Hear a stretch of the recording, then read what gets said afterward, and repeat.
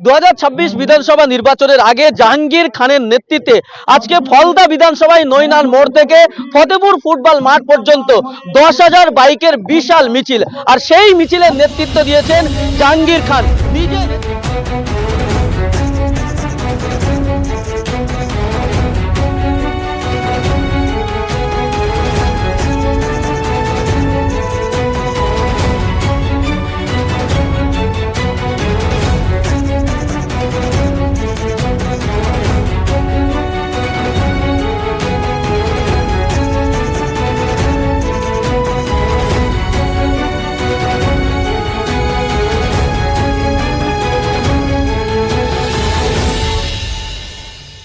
নিজে নেতৃত্ব দিয়ে পুরো এলাকা জুড়ে তিনি মিছিল করেছেন, বাইক মিছিল, এবং বাইক মিছিল করে তিনি বার্তা দিতে চাইছেন যে দীর্ঘ কয়েকদিন ধরে মাধ্যমিক উচ্চ মাধ্যমিক পরীক্ষার জন্য রাজনৈতিক কর্মসূচি বন্ধ থাকবে, তাই আজকে তিনি তার নেতৃত্বে ফলতা বিধানসভার বিভিন্ন অঞ্চলে ঘুরে ঘুরে বাইক র্যালি করে একেবারে রাজনৈতিক শক্তি প্রদর্শন করলেন।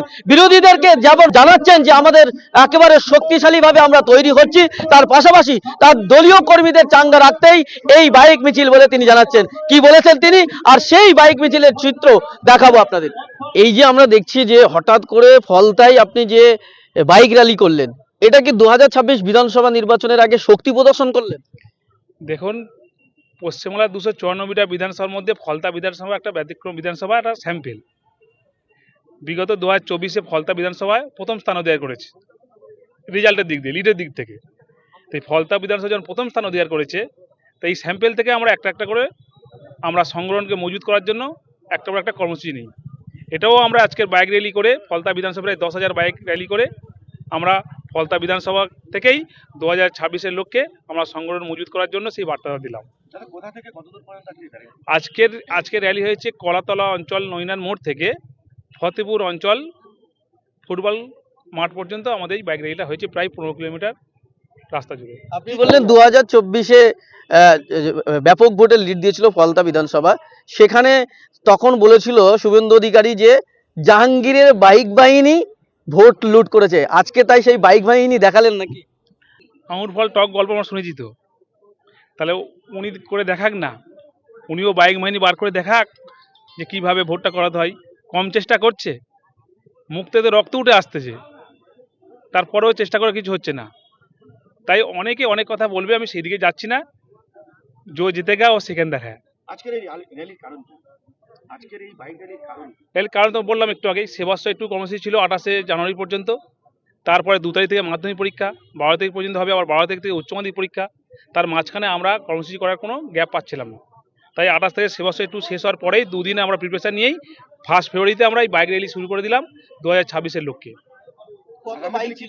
আজকে 10,000 বাইক নিয়ে আমরা র্যালি করার প্রিপারেশন নিয়েছিলাম, সেই 10,000 বাইক নিয়ে আমরা আজকে র্যালি করলাম। আগামী দিনে আপনার কি কর্মসূচি রয়েছে? আগামী দিনে আমাদের একটা অনেক রকম কর্মসূচি আছে, দলেরও কর্মসূচি আছে, সেই সঙ্গে আমাদেরও লোকাল নেতৃত্বরা নানা রকমের কর্মসূচি আমরা দেবো, তারা সেই কর্মসূচি পালন করবে। এরপরে আমাদের একটা পিকনিক আছে, 2000 লোককে নিয়ে আমরা একটা পিকনিক করব, তাদেরকে নিয়ে 2026-এর লক্ষ্যে তাদেরকে উদ্যম দেওয়ার জন্য, জোশ দেওয়ার জন্য। বলছি, এই যে আপনি বললেন পরীক্ষার জন্য যে গ্যাপ থাকবে, মাঝখানে কোনো কর্মসূচি থাকবে না, তার আগে কর্মীদের উদ্দীপনা দেওয়ার জন্যই কি এই বাইক র্যালি? ইয়েস, উদ্দীপনা দেওয়ার জন্য, উৎসাহিত করার জন্য আজকের এই র্যালি। দাদা, আপনি তো শুধু ফলতা বিধানসভার মধ্যে সীমিত নেই, একাধিক বিধানসভার দায়িত্ব আপনার। আরও অন্যান্য জায়গায় আমরা কর্মসূচি নেওয়া হয়েছে, কিন্তু মাধ্যমিকের কাল থেকে সরে যাচ্ছে, তার জন্য আমরা চিন্তাভাবনা করছি কীভাবে কোন গ্যাপে আমরা কর্মসূচি করা যায়।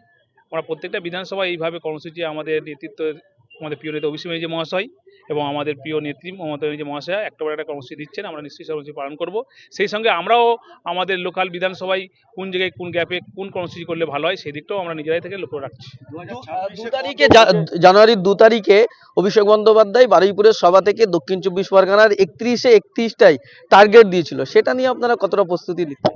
দেখো, দক্ষিণ 24 পরগনা নিয়ে তো কোনো আলোচনা করার কোনো জায়গাই নেই, এটা বিরোধীরাও জানে। দক্ষিণ 24 পরগনার মাটি মমতা ব্যানার্জি এবং অভিষেক শক্তিশালী ঘাঁটি, এখানে 31-এ যে 31 হবে সেটা ওরা বুঝে গেছে। তাই আমরা নতুন করে আর কি বলবো, বিরোধীরা নিজেরাই বলছে যে 31-এর মধ্যে 31 হবে, আমরা আর কি বলবো।